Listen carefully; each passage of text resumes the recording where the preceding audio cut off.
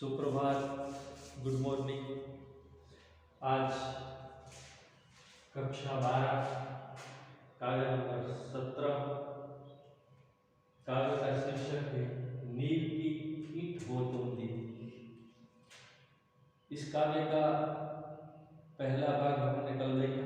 आज दूसरे भाग में इसी कविता को हम आगे बढ़ाने जा रहे हैं।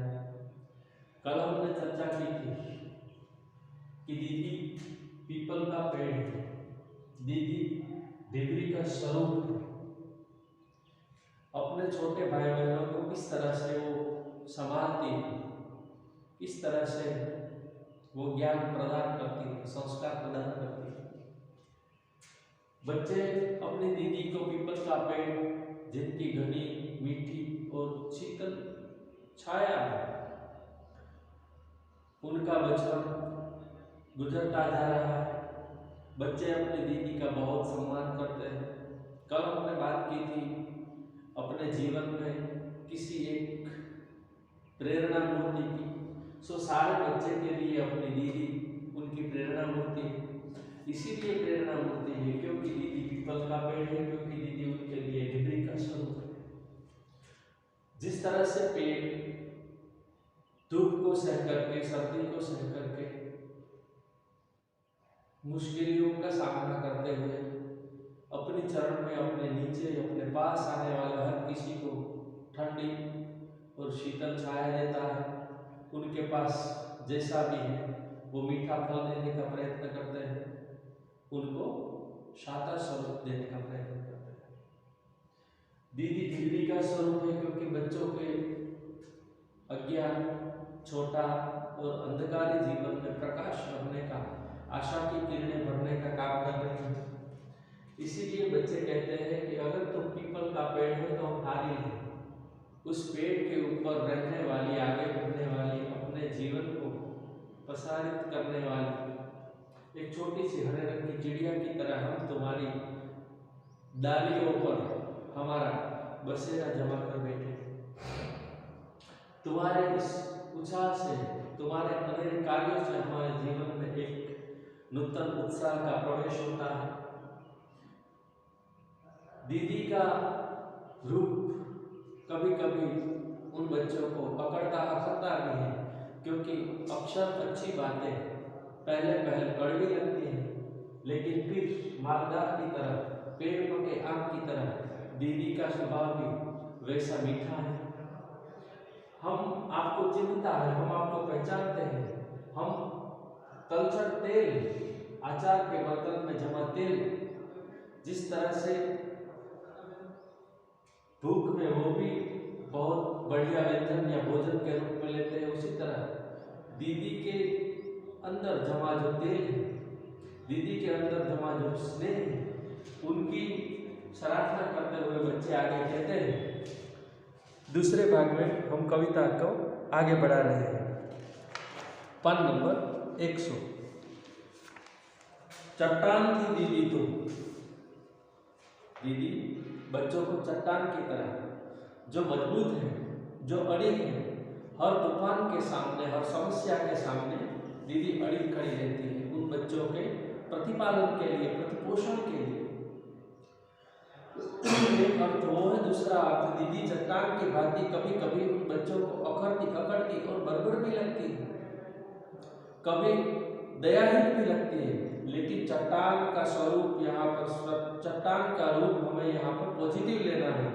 चट्टान थी दीदी तुम सालों पुरानी, जहाँ जैसे जैसे दीदी इस बच्चों के लिए सालों पुरानी चट्टान, समझी, साफ सुथरी, छवि वाली, निराली, उन सबको प्रेम, स्नेह, दुलार करने वाली चट्टान थी दीदी तुम सालों पुरानी, तुम्हारे भीतर के कठोर पत्थर में। देखो मैंने कहा था कभी कभी हमारे बड़े, हमारे बुजुर्ग, हमसे बड़े जो हमें मीठी बात न कहके कड़वी बातों से हमारा जीवन मीठा करने का प्रयत्न करते हैं, लेकिन ऊपर से जल्दी से कड़वा लगने वाला स्वाद हम ज़्यादातर नकार देते हैं। ऐसे लोगों को हम ज़्यादातर दूर कर देते हैं, उनकी बात हमें अच्छा नहीं लगता। चट्टान थी दीदी तुम सालों पुरानी, तुम्हारे भीतर के ठोस पत्थर में जहां कोई सोता नहीं था, सोता नहीं जाता, सोता माने झरना। कभी कभी बड़ों के व्यवहार, कभी कभी दीदी का व्यवहार सालों पुरानी चट्टान की तरह, जिससे जैसे कोई झरना प्रवाहित नहीं होता, जहां पर दुलार, जहां पर स्नेह, जहां पर प्रेम, जहां पर मीठापन जैसे दिखता ही नहीं। तुम्हारे भीतर के ठोस पत्थर में जहां कोई सोता नहीं जाता, हम ही पैदा करते थे हलचल, हम ही उड़ाते थे पतंग, लेकिन फिर भी तुम्हारे उस कड़वे बोलों में से, उस नहीं झरने वाले झरनों से हम झरना निकाल लेते हैं। तुम्हारे इस कठोर स्वरूप को भी हम भली भांति जानते हैं कि तुम हमारे लिए ही कठोर बनी हो, तुम हमारे लिए ही ये सह रही हो, तुम शायद हमको कड़वा सुना रही हो, लेकिन हमारे आने वाले भविष्य के लिए वो मीठा झरना, सुमधुर नदी बनने वाली है। हम जानते हैं चट्टान थी तुम, और तुम्हारी चढ़ती उम्र के ठोस सन्नाटे में हम ही थे छोटे छोटे पक्षी उड़ते तुम्हारे भीतर। हम जानते हैं दीदी, तुमने हमारे लिए अपना जीवन आहूत कर दिया, हमारे लिए तुमने अपनी खुशी को भी नहीं देखा, हमारे लिए तुमने जल्दी से अपना घर भी नहीं बचाया, तुमने हमारे लिए चट्टान थी तुम, और तुम्हारी चढ़ती उम्र में ठोस सन्नाटे में हम ही थे छोटे छोटे पक्षी उड़ते तुम्हारे भीतर। हमारे लिए तुमने अपना सुख, अपना आनंद, अपना जीवन, अपने जीवन का विकास, अपने जीवन की मस्ती, अपने जीवन की मौज सब उड़ा दी। हम जानते हैं कि तुम्हारे इस हमारे स्नेह के प्रति, तुम्हारे वीरान बने इस जीवन में, तुम्हारे आशा की किरणें हम छोटे छोटे पक्षियों की तरह, हमारा फड़फड़ाना, हमारा उड़ना, हमारा खेलना कूदना, हमारा बढ़ना, हमारा पनपना है जैसे तुम्हारी जिंदगी। वहां झूले पड़े थे हमारी खातिर, गड्ढे रखे थे हमारी खातिर, वहां झूले पड़े थे हमारी खातिर, गुड्डे रखे थे हमारी खातिर, मालदह पकता था हमारी खातिर, हमारी गेंदे वहां गुम हो गई थी।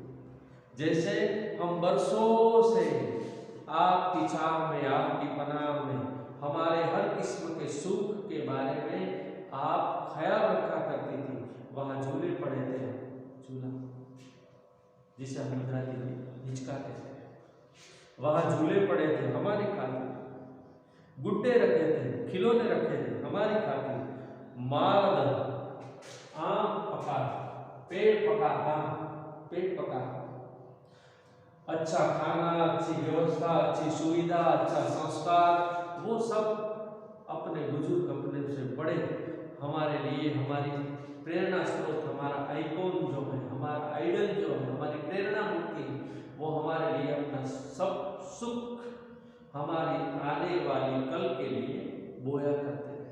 बिल्कुल अक्सर दीदी भी वही कर रही है, लेकिन ये बच्चे होनहार है, होशियार है कि वो अपनी दीदी के प्रति कृतज्ञ भाव से कृतज्ञता व्यक्त करते हैं। वो ये कहते हैं हमारी गेंदें वहां गुम हो गई थी, हम उस घड़ी को याद करते हुए, जैसे अपने सुमधुर उस बचपन को याद करते हुए, अपनी दीदी की आहुति को याद करते हुए, अपनी दीदी की प्रेरणा को याद करते हुए, इन सारे बच्चों के लिए, छोटे बच्चों के लिए दीदी ने जो त्याग, जो बलिदान दिया है अपने जीवन सुखों का, उनको सुंदर तरीके से याद करते हुए कहते हैं दीदी अब अपने दूसरे घर की, अब दीदी की शादी हो गई, अब दीदी ब्याह कर अपने ससुराल चली गई, दीदी अब अपने दूसरे घर की नींव की ईंट हुई तुम हमसे दूर हो गई, तुम हमसे दूर चली गई, तुम ब्याह करके अपने ससुराल चली गई, दीदी अब अपने दूसरे घर की नींव की ईंट तुम तो तुम्हारी नई दुनिया में भी होगी कहीं हमारी खोई हुई गेंदें, होंगे कहीं हमारे पतंग और खिलौने। तुम दूर हो गई, लेकिन हम आपसे दूर नहीं, आप सदैव हमारे हृदय में, आप सदैव हमारे मन मस्तिष्क में, आप सदैव हमारे पास, हमारी आंखों में, हमारे अंदर, हमारे उज्जवल भविष्य में सदैव हमारी गेंदें, हमारा बचपन, हमारी सुमधुर स्मृति के साथ आप हमारे पास ही रहे।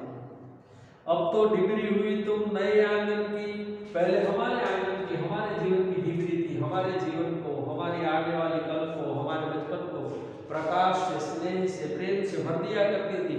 अब तुम ब्याह करके नए आंगन में, नए घर में डिबरी का काम कर रही हो, प्रकाश फैलाने का काम कर रही हो, स्नेह देने का काम कर रही हो।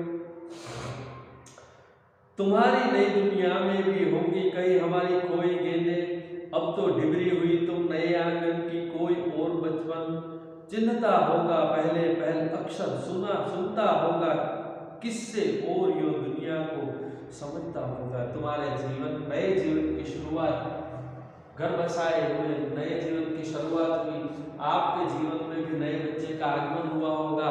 फिर से आप वही दास, वही मजल, वही अक्षर, वही प्रेरणा, वही संस्कार और वही प्रकाश, वही समझदारी की शुरुआत करती हो। हमारा क्या है दीदी यारी, हे दीदी तुम हमारे जीवन से चली गई, लेकिन हम आपसे एक क्षण, एक पल भी दूर नहीं। हमारा क्या है दीदी यारी, तुम्हारे बिना हमारे जीवन में कुछ भी नहीं है। तुम्हारे इस जाने का गम, तुम्हारे जाने के बाद हमारे जीवन में खाली पड़ी हुई इस जगह को कोई नहीं भर सकता। हमारा क्या है दीदी यारी, हारिल है हम तो छोटी सी चिड़िया है। हमारा क्या है दीदी यारी, हारिल है हम तो। आएंगे बरस दो बरस में कभी, 2-4 दिन मेहमान सा ठहर कर, फिर उड़ लेंगे कहीं। ये जीवन क्षणभंगुर है, कब आना है कब जाना है वो परमेश्वर को पता है। लेकिन जिस तरह, जैसे सदियों से, सदैव जन्मों से आप हमें जानते हैं, हमको संभाला, हम आपके जीवन में कभी आपको मिलने आपके घर आया करेंगे, 1-2 दिन आपके पास रुकेंगे, फिर हम सब अपनी अपनी दुनिया में, अपने व्यवसाय, अपने रोजगार, अपने काम धंधे में जुट जाते हैं। लेकिन अपना आपने जो हमारे लिए किया है, उनसे आपका एक स्नेह रिश्ता, स्नेह का धागा, जिस तरह पतंग की डोर बंधी हुई है, उसी तरह हम आपसे बंधे हुए हैं। हमारा क्या है दीदी यारी, हारिल है हम तो। आएंगे बरस 2 बरस में कभी, 2-4 दिन मेहमान सा ठहर कर, फिर उड़ लेंगे कहीं और। हम आपके संस्कार की बदौलत खूब ज्ञानवान, धनवान भी बन सकते हैं, बन गए हैं, बड़े हो गए हैं। अपने अपने जीवन में, अपने अपने निजी जीवन में दूर सुदूर होते गए, हो गए हैं। और हमने क्या किया? इस जीवन का अर्थ, मकसद क्या है दीदी?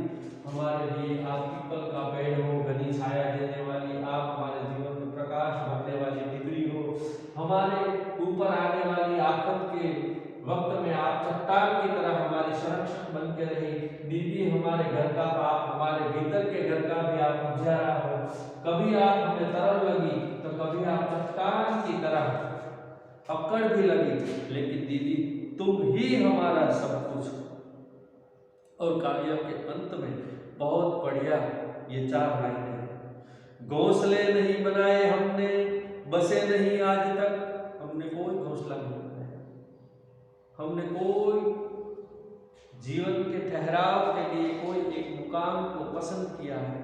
घोंसले नहीं बनाए हमने, बसे नहीं आज तक, कठिन है हमारा जीवन भी तुम्हारी तरह। जैसे जैसे बड़े होते चले, हमको पता चला कि बड़े लोगों की जिम्मेवारी क्या होती है, बड़े लोगों के सामने क्या क्या पड़कार, क्या क्या दुविधाएं, किस तरह से अपने छोटे बच्चों को, अपने छोटे भाई बहनों को वो समझा कर, संवार कर, संस्कारित करते हुए उनको आगे बढ़ाते हैं, उनकी सुरक्षा करते हैं, उनको पालते पोसते हैं, और उनको आगे बढ़ाने के लिए सदैव बड़े लोग, बुजुर्ग लोग, बड़े भाई बहन या तो माता पिता अपनी खुशियों की, अपने ख्वाबों की, अपनी जरूरतों को वो भूल जाते हैं, और अक्सर हमारे शुभ के लिए, हमारे अच्छे के लिए वो क्या क्या बलिदान, क्या क्या भूल नहीं जाते, खुद का सुख तक भूल जाते हैं। इसलिए कहते हैं आखिर में गीत कि घोंसले नहीं बनाए हमने, बसे नहीं आज तक, कठिन है दीदी, ये तो कठिन है। अब पता चला कठिन है हमारा जीवन भी तुम्हारी तरह। हमें आज पता चलता है कि न जाने कितने इतने दुखों को सह करके दीदी तुमने हमको रखे थे, दीदी तुमने हमको संस्कारित किए थे, दीदी तुमने हमारा पालन पोषण किया था। तुम धन्य हो दीदी, हमारे जीवन के लिए तुम ही सब कुछ हो। हम जो भी समझे, हम सदैव सदैव के लिए जन्मों जन्म तक आपके इस ऋण को नहीं उतार सकते। शब्दार्थ आपको लिखना है, विकल्प वाले जो प्रश्न है वो भी करने हैं।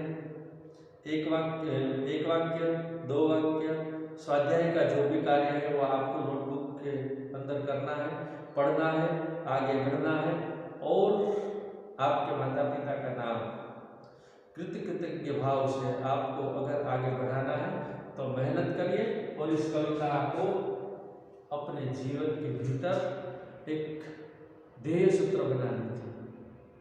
Thank you.